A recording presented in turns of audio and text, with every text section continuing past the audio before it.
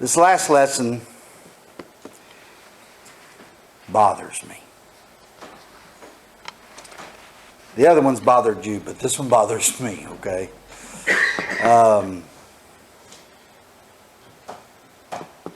It bothers me because of me, as much as anything else, in my history. I served in the military from 1986 to 1994, right after we got married, Carol Ann and I. This is how romantic I was, ladies. We were going to get married when I got home, but then I found out that they would pay me double if I was married. So I called her from the military in processing station and said, hey, how about if we go ahead and get married now, and they'll pay me double. And foolish Carol Ann said yes to that. Can you believe that? Wasn't even there in person, and I called her, and it was for money. It wasn't even, I loved her and all, but I mean, they were going to pay me double. Let's not mess around about this. So they paid me, I think, an extra $350 a month because she said yes. And so we got married on Valentine's Day, as I told y'all, because that was the last Friday night before I shipped out. And it had to be then because we were getting married before I left. And she's really been wonderful ever since, putting up with all that silliness. But that's how we got started, and it didn't change from that for quite a while, really. But I served, and I was proud of my service. I was. I served in the Navy, and when I came home, Missouri doesn't have an ocean. It got real boring real quick, pretending that the Reserve Center was a ship. And the Army said, well, we'll let you blow stuff up. So I said, okay, well, let's do that. So I switched to the Army, and I was a forward observer for the field artillery, and I trained to blow up tanks and armored personnel carriers. And I changed the elevation of a hill in Fort Sill, Oklahoma by several inches one time, just blowing stuff up off that hill. One time there was a white-tailed deer that ran across the firing range, and we didn't get him, but now it wasn't by much. We followed all the way down there with those big guns, 155 millimeter howitzers, and that whitetail, I bet he never crossed that range again because we were just right behind him the whole way. That kind of stuff. I do want to point out, though, that Oklahoma was never invaded the entire time I was there, so we were terribly effective. I'm proud of my service. I enjoyed it. There was a lot of good friends that I made and a lot of good memories. I think I became a better man and a better husband to Carol Ann because of the time that I served. I know I became a better student. I saw what was possible if you don't study hard, and it wasn't long. I officially got out in 94, but I had started preaching school in 93. So I was better prepared to do what I've done because of my military service. I was proud of it and thankful for it. But I wasn't a Christian. All my family are members of the church going way back, and I was raised being taken to Bible class and vacation Bible school, but I had not obeyed the gospel. And I was, on my mama's side, we were all members of the church. On my daddy's side, it was all pretty rough. And I was raised pretty hard and pretty rough, and I was not the most pleasant of individuals when I was a young man. I still had some of that rough on me when I came to preaching school too, as a matter of fact. I was a little grouchy. Some of my fellow classmates sometimes, if they were less than entirely serious about what was going on, I'd kind of got a little drill sergeant bark to me and try to get him in line. And, I was just a different person. But after I became a Christian, I started asking myself what about the Christian and war? What does that look like? I don't know how many of y'all served in the military. I'm sure there's several of you. But if you thought about what it was like, and as a Christian what it would be like, And maybe some of you were Christians when you were in the service. And maybe some of you were Christians when you were in the service and you actually served in combat. And how hard that's got to be. And for those of you who haven't served in any of that capacity, I need you to understand there's a great deal that's asked of our men and women in uniform. And by the vast numbers, they're too young to really stop and consider what it is that we're asking them to do. When I was 21, 22 years old, I wasn't scared of anything. I was tougher than boot leather, and I knew it, and I wasn't scared of nothing. And it didn't bother me to think about dying, and it didn't bother me to think about killing. None of that bothered me back then. But now that I'm older and I've studied, it bothers me a lot about what I was ready to do without even knowing and understanding. And so when I was writing this lesson, it brought up a lot of stuff in me that it bothers me. It truly does. I look at the concept of Scripture as it relates to life and the taking of a life. And I see there in Exodus chapter 20 verse 13, wherein God tells the children of Israel through Moses, "Thou shalt not kill." Now, the word kill there is mistranslated from the original Hebrew. The word there is actually murder. Thou shalt not murder. There are lots of times when a life is to be taken and it's not murder. We read earlier in Romans chapter 13, wherein it says of government that as a minister of God, he beareth not the sword in vain. It is entirely scripturally appropriate that government has the power to take human life, to execute someone who's committed crime so heinous that that's the determinant sentence for such an individual, that their life be forfeit. That's appropriate. Me personally, I think that technology has come to such a degree that we need to make sure that we've got, DNA matches. Some video would be nice. Crying out loud, everybody's got a phone with a camera on it these days. I mean, apparently nobody calls 911 anymore. They just stop and take video, which I don't understand.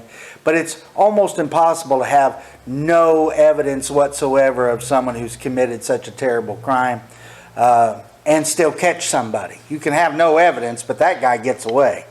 But if we've caught somebody, there's some real solid, no joking around evidence of a technological nature these days.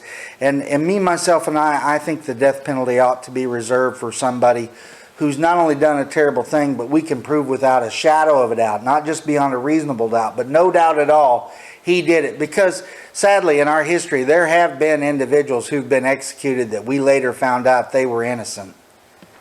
And you can't take that back. So it's something that we struggle with. But the idea that government has the right to have capital punishment, that's biblically sound. There's no problem with that. It's just in the implementation of it that we might struggle. I also read there what the Lord said in Matthew chapter 5 and verse 39 when he says if someone strikes you on the cheek, you should turn and offer him the other cheek as well. That's one I've really struggled with my whole life, to be perfectly frank with you.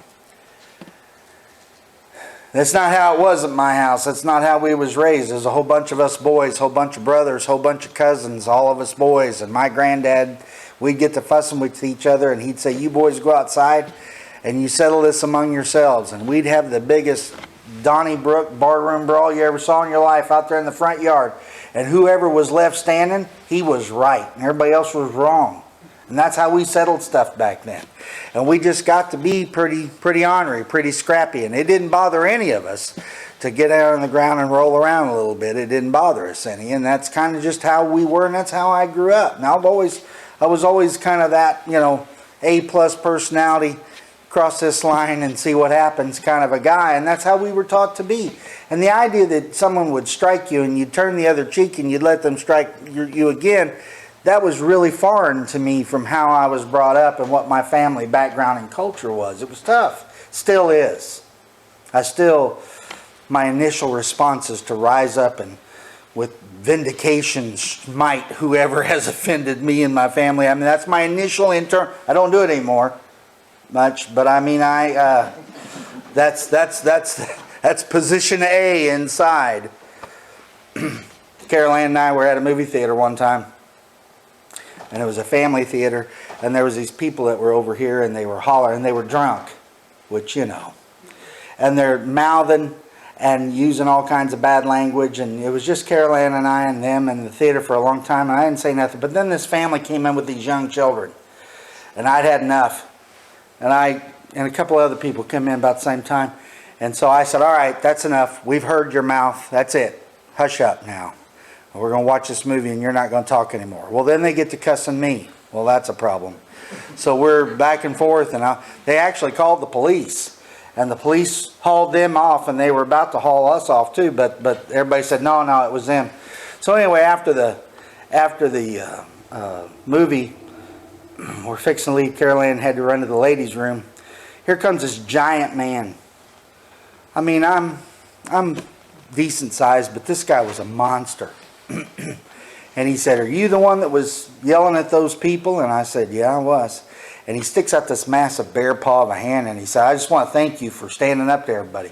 And I said, where were you, Bigfoot? You know, I mean, inside, that's what I was saying. I mean, I could use some help. You know, where were you? But I just said, well, you know, I just don't tolerate foolishness very well.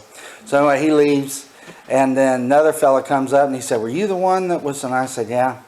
And then he said, are you Darren Chappell? And I said, yeah.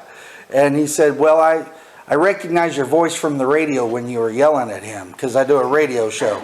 So I'm yelling at this guy. So you never know who you're going to run into or how they're going to receive you that, you know. But I don't think about that at the moment. My instinct is, this guy's acting a fool. Somebody needs to put him in his place. Ain't nobody volunteering. I guess it's me.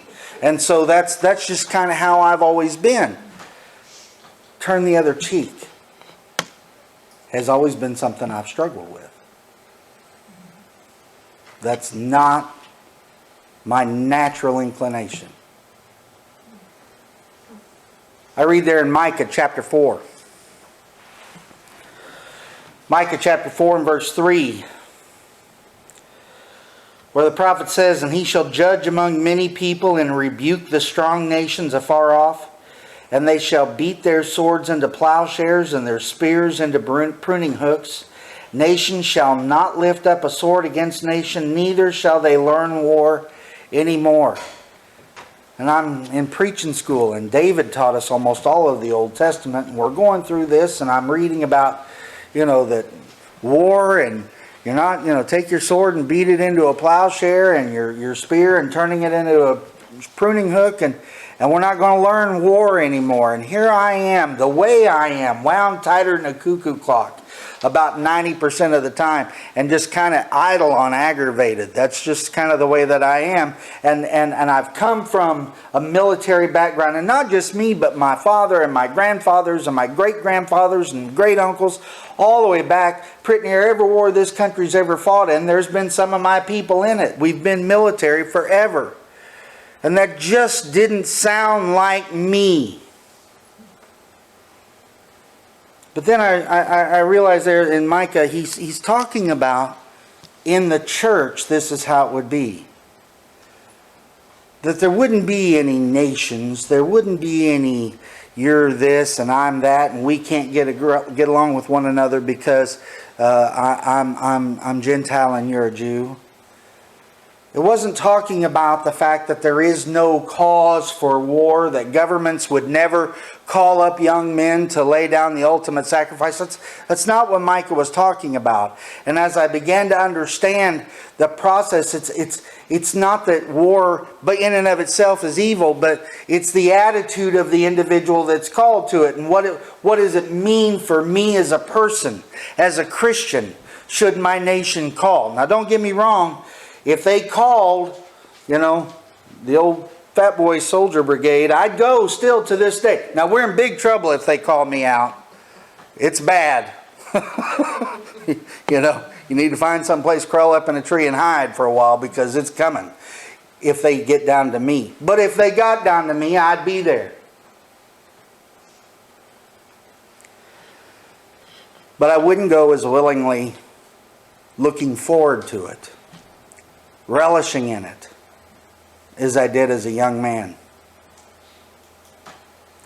I'd go because of my duty, I'd go because of my country, I'd go because of my family, and I'd go because they need me. But I wouldn't go because it was an adventure. I wouldn't go because I was trying to prove how tough I was. And I certainly wouldn't go because I was looking forward to taking somebody else's life. Jesus there in Luke chapter 22 verses 36 through 8, when he was through 38 rather, when he was about to be betrayed there in the Garden of Gethsemane, he asked if they had any weaponry, and if not, he told them that they needed to sell some of their clothing to go buy some swords. And then they said, well, we have 2 swords. He says that's enough. Now, I've heard brethren try to use this passage to justify violence. And I hate to say it the way I'm going to say it, but I kind of think the Lord was setting them up. Not to do wrong, but to do something so that he could show them that that's not the way we are. He had them to make sure they had swords, knowing that someone, and you know it had to be Peter. Peter was the one that was rash and reacted the way that he did. He didn't always think things through. He just kind of... I associate with myself with Peter quite a bit. I'm kind of like that. I don't always think things all the way through. I just see a problem and it needs to be squashed, and let's get to squashing. That's kind of the way I am. But he cut off the ear of the servant of the high priest, but Jesus healed him and then turned to Peter and said, they that live by the sword shall die by the sword. I don't think it was the case that he was telling them they needed swords. Jesus knew what they were going to do. He knew they were going to take him and crucify him. He knew that's what had to happen for the sins of the world and for the fulfillment of the will of God. They could have had all of the swords in the world and it wouldn't have made any difference, because the will of God was that the Christ be offered up as a sacrifice for all on the cross. So if that wasn't the purpose to stop the crucifixion, what was the purpose? And again, I believe that Jesus kind of set them up so they would react the way that they did, so he could teach them that's not us. And he told Pilate there in John 18:19, he told Pilate that my kingdom is not of this world. If it were, then my servants, my followers would fight. The implication being that his kingdom is not of this world, and therefore his followers, his servants, would not fight for the kingdom. But all of that still is not a thou shalt not join the military. It is about the attitude. It is about our way that we should approach it. But it's not saying that it's wrong for a Christian to take up arms for his country. Warfare itself, we know, is not sinful. Even violent warfare to the ultimate extreme, is not in and of itself sinful. Numbers chapter 31 verses 1 through 20. God tells Moses to tell the children of Israel that they are going to go and avenge themselves. This is just before Moses dies. God says that they are going to avenge Israel against the Midianites. And he says that they're going to go in and attack, and that Israel's going to be able to be victorious. But he tells him, instruct the men, they are to kill everyone. All the men, all the boys, all the women, except for the young girls and the young women who have never known a man. Virgins, essentially. Maidens. Any woman that had ever been married or been with a man, all the men, all the boys, no matter how old, kill them all. Take the maidens for yourself. And they could be, concubines, they could be slaves, they could be sold, they could be traded, but everybody else, kill them all. And that's God's commandment. And that seems incredibly harsh. But again, like we talked about last year with the Eastern versus Western culture and philosophy, when your enemy can in a few generations rise back up against you and attack, you can't have that. Kill them all. Stamp it out right now. Leave none of them behind. Don't allow any of them to be able to prosper in future generations, because you'll just have to fight them again. Kill them all. And God told them to. And as I told y'all last year, that's why we struggle with fighting over in that part of the world. That's why we've been in Afghanistan. That's why we've been in Iraq and Syria and all these areas for 20 years now nearly, is because we want to fight fair. They don't fight fair. It's a different worldview. It's a different view on life. It's a different of what's important. And we want to win the battles militarily on the map. They want to win the battles spiritually for 1,000 years. They're not worried about what's going to happen next week. They're worried about the caliphate that their great-great-great-great-great-grandchildren are going to have 1,000 years from now. We're just kind of wondering what's on TV next Thursday. It's a different attitude, different perspective entirely. But that's an Eastern mindset versus Western. But God, dealing with people of an Eastern culture, told the children of Israel, His people, God's righteousness expressed in their obedience of His commands. And He said, kill all of them. So I know that war and death is not inherently in and of itself sinful, because God commanded Israel to do this and many other instances that we could cite. I also know that being a soldier in and of itself is not sinful, because of Acts chapter 10, verses 1 and following, as it deals with Cornelius. Cornelius, we're told, was a centurion. He was a man who was over Roman soldiers, and he himself was a Roman soldier, and they killed people. That's what they did for a living. And yet, when he had heard the gospel and he was ready to be obedient to the gospel, he was not told by anyone, in order for you to become a Christian, you must fully repent. I got that. That means you have to leave the Roman army. He wasn't told that. Now, leaving the Roman army, I grant you, is not like leaving the army of the United States. The Roman army, they took that desertion thing pretty seriously. We do too, but we won't crucify you if we catch you. We'll just put you in Leavenworth.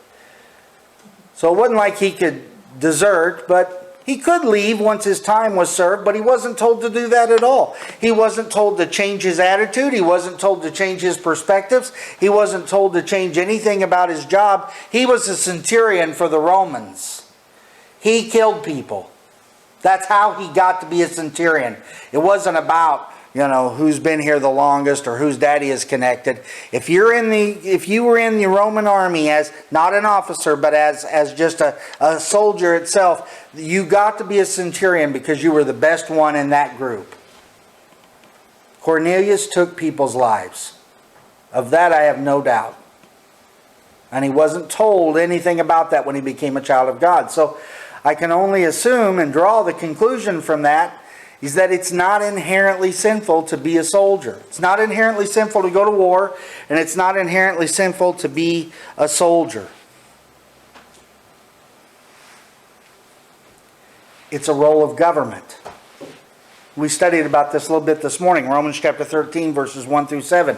Government does not bear the sword in vain. Government is a minister of God to man to keep us safe, to protect us, and to provide against the evil of the society round about us. And part of that is warfare. And when government enacts its powers for use in warfare, that's not sinful either. Government has that exousian authority that we talked about, and it has the capacity. It doesn't have to get a Mother May I from the United Nations or anybody else. I don't care what anybody says. The government has the right, if it believes that we are at threat and we have to respond and there's only one answer left to us and it's war, government has the right. And if government calls us up, we who are eligible and trained, and then we go, because we have a responsibility to submit ourselves to that government.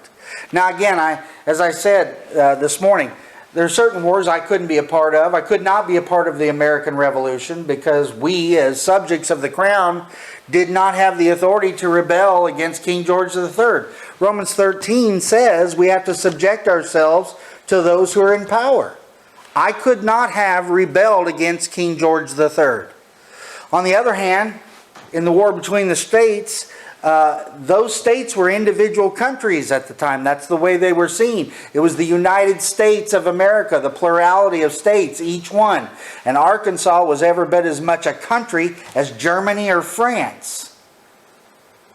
And at that time, when those countries had come into the compact, which became the United States, the Union, they had the authority to do so as separate independent states. But if they did have the authority to come together, then rationally they had the authority to come apart.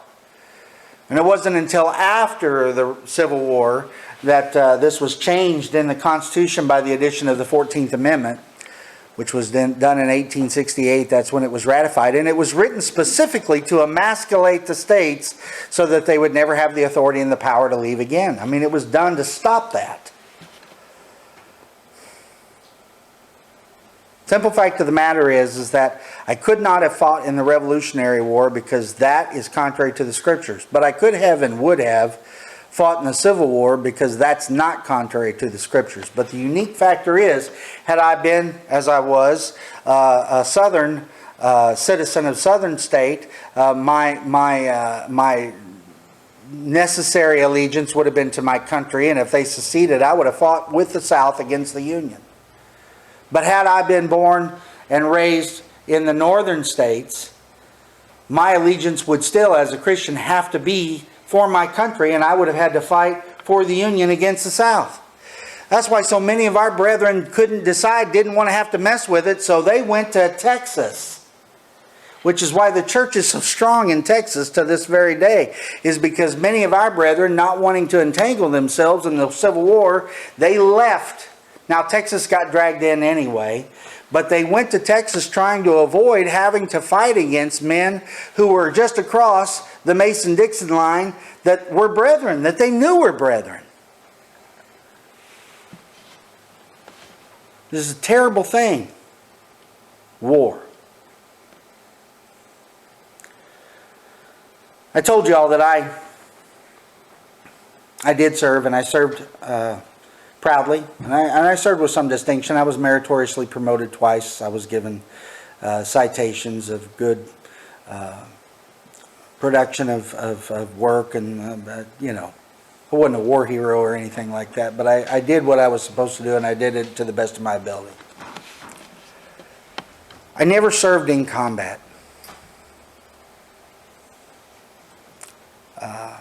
It was just 1986 to 1994. We didn't have a lot of combat going on. There weren't any wars that were occurring until the very end.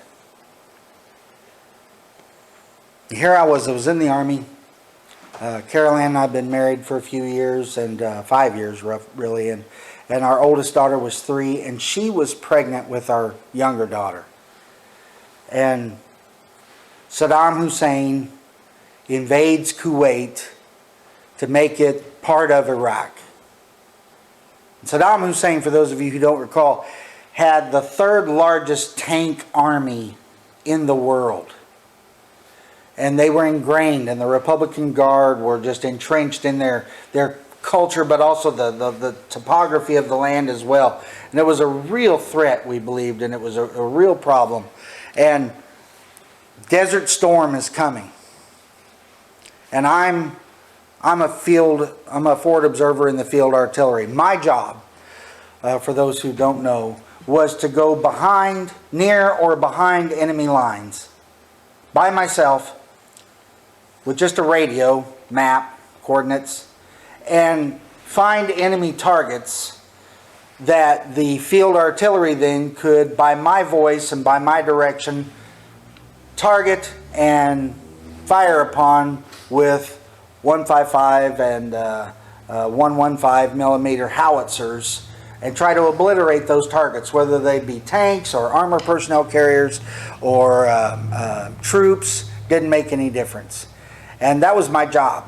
I was supposed to go out and know the topography of the land, be able to hide and evade and blend in, and it wasn't Rambo, but I mean it wasn't Radar O'Reilly either. Okay. And I trained for this my entire adult life. And again, I thought I was bulletproof, and I mean I was ready to go. And we got the green light, and I got my duffel packed, and I mean, man, finally, all this training, all this work, all this time, and here I thought, that we would never have a war. Now, how twisted is this, right? Thought we'd never have a war, but now we're doing it. We get to go. We get to go. And then the Air Force went in, and in 100 hours just completely bombed Saddam Hussein into oblivion.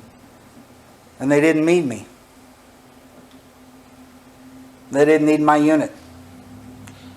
Most of the units they did send over in Desert Storm were cleanup operations. There were fictitious ads being run in the paper for Iraqi AK-47s only dropped once. The men that went over there, they did a great job, and I thank them and I appreciate them so very much. But I trained to do something for, at that time, my entire adult life.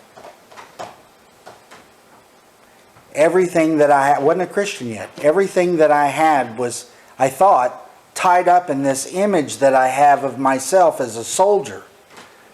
The one job I had that very few people did have was I personally went and blew tanks. That's what I did. And this guy's got the third most tanks of anybody in the world. It's just him, the Russians, and us.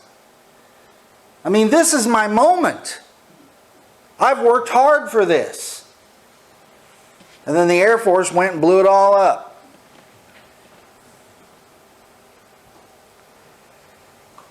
That's bad enough. But then years later, as time always passes, and after I did become a Christian, Veterans Day would roll around. And they'd have parades, And I had the mayor of my hometown came to me and said, listen, we've got some guys that are still around from World War II. We've got some guys that are still doing well for Korea. We've got plenty of Vietnam vets still, but we just don't have any Desert Storm era veterans. Would you please ride on the float in your uniform with these guys? Well, first, I didn't fit my uniform, and I wasn't going to. I could wear the hat, probably, but that was about it. Nothing else fit, and hadn't for a while. But I said, nah, Jack, he's a member of the church too. I said, Jack, I don't want to ride on the float with those guys. He said, why not? I said, those guys are heroes. I said, those men put their lives on hold, and they went overseas, and they took fire from individuals. They were in combat. They fired upon other individuals. Those guys actually went to war. I never did. He said, well, yeah, that's just because of your age. You're just at that weird age where you were in between this, that, and the other. And I said, doesn't matter. I wore the uniform. I raised my right hand. I took the oath. I did all, but I didn't go to war. I just don't feel right around those men. Those men are no joking around, bona fide heroes, and I was just a guy in uniform. He said, well, you're the only guy in uniform we have from that era, and we'd really like to have you on there. So somehow or another, he actually talks me into this. And I'm riding in this flatbed trailer with these men that, no kidding around, these men were actual heroes. You got to understand that until last year, I didn't even qualify to be a member of the American Legion because I was never in during combat time. I was in the reserves by the time Desert Storm came around, so I didn't qualify to be in the American Legion. It took an act of Congress to make me, they didn't do it for me, but to make me qualified, it took an actual act of Congress to change the rules so that an entire generation of soldiers, sailors, airmen, and Marines, we could at least go and qualify to be for the American Legion, because my entire generation, we didn't qualify for none of that. Because there just wasn't any wars. And so I've spent the vast majority of my adult life, when it comes to my military career, I've spent it feeling cheated, because I didn't get to go. Feeling stupid because I feel that way. Feeling guilty that I didn't go. Feeling even more guilty that some young men went when I didn't, and some of them didn't come home. We didn't lose a lot of soldiers during Desert Storm, but we did lose some. And I didn't go, and they went, and then they didn't get to come home. Now don't get me wrong, I wanted to go. I wanted them to send me. They just didn't need me. Doesn't change the fact that I've always felt guilty about it. And then, because then when I then became a Christian, and I say, my attitude is not to be that way, how can you feel this way, Darren? How can you allow yourself to be ate up over something that you never were a part of? You didn't have to be a part of it. And yeah, you trained for it, but as a Christian, you shouldn't want to go to war. But God help me, I wanted to go.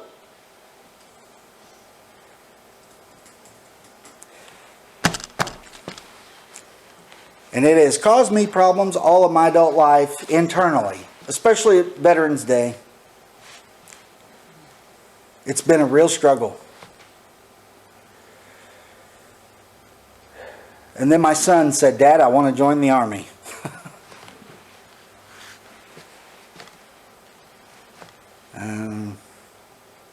Well, I'd really rather you didn't. No, I want to, Dad. I want to serve. And of course, it's my fault, because when the kids were little and I was in uniform for the reserves and whatever, I mean, I put that on those kids. It's me talking about it. It's me telling the stories and laughing about this, that, and the other. Chasing deer in Fort Sill, Oklahoma. It's that kind of stuff. That's what put this kid thinking that he wants to be a soldier, because of our family history and his grandpa and great-great-grandpa and all down the road. And I'm like, boy, I really wish you wouldn't do that, son. No, I want to be a soldier. He didn't say it, but I want to be like you, Dad. I had to sit him down and I said, you know, Clayton, the thing about being a soldier is that it's a great honor and it's a great privilege, and there's great training and there's something to be proud of. It truly is.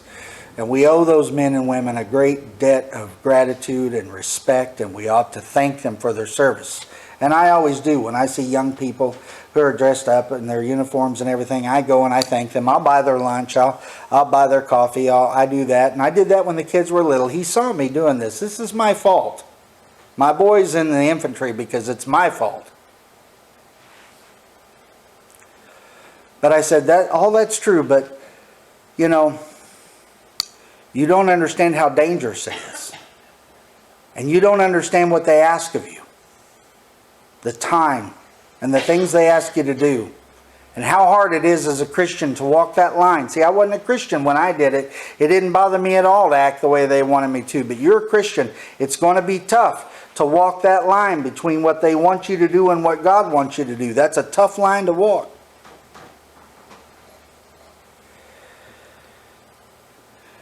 And I said, you know, there's some individuals that they'll be drafted into the Army. They don't even get the opportunity to join. They're drafted, and they said, well, I'm a conscientious objector.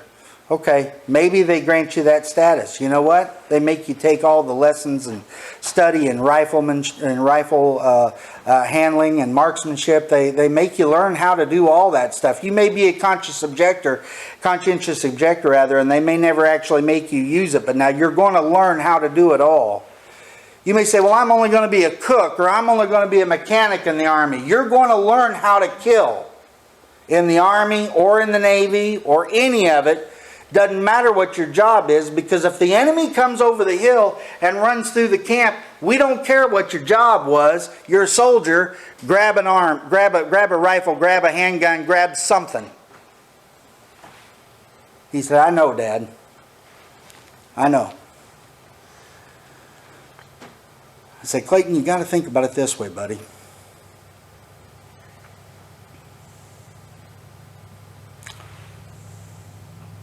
Everybody in the world, this culture, that culture, this language, that language, it doesn't matter. Everybody in the world is one of two kinds of people. They're either going to heaven or they're going to hell. Everybody in the world. He said, yes, sir, I know. I said, Clayton, you have to understand that if you're called to the battlefield and a weapon is put in your hand, you need to hear me, boy. Every time you pull the trigger, you're either taking the life of a brother in Christ or of somebody who's not ready to meet his Maker. And you're extinguishing any chance he'll ever have to hear the gospel. That's what you're going to do. And he said something to me along the lines of, yes, sir, I understand. And I don't want to have to do that. But I have a responsibility to protect what's behind me, not fight against what's before me. You see, my son is a better man at 22 than I was.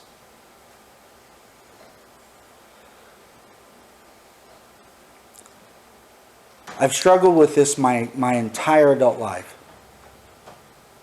I know the Bible says it's not wrong for nations to go to war. I know the Bible says it's not wrong for a Christian to be a soldier. I know that the Bible says it's not wrong, in fact it's required, for a man who's serving in uniform to submit himself to the leadership and the requirements of the government that he has sworn to protect. I know none of that's wrong, none of it's sinful. But I also know what I trained to do. I also know what those weapons do to bodies and to machinery, and it horrifies me that I was so cavalier, so willing to go and unleash all that terrible power and destruction on people I never knew, never heard of, didn't care anything about where they were from. They'd never done anything to me, but I just wanted to go. And the embarrassment that I've suffered that I wanted to go, and also the embarrassment that I've suffered because I didn't go, and others did.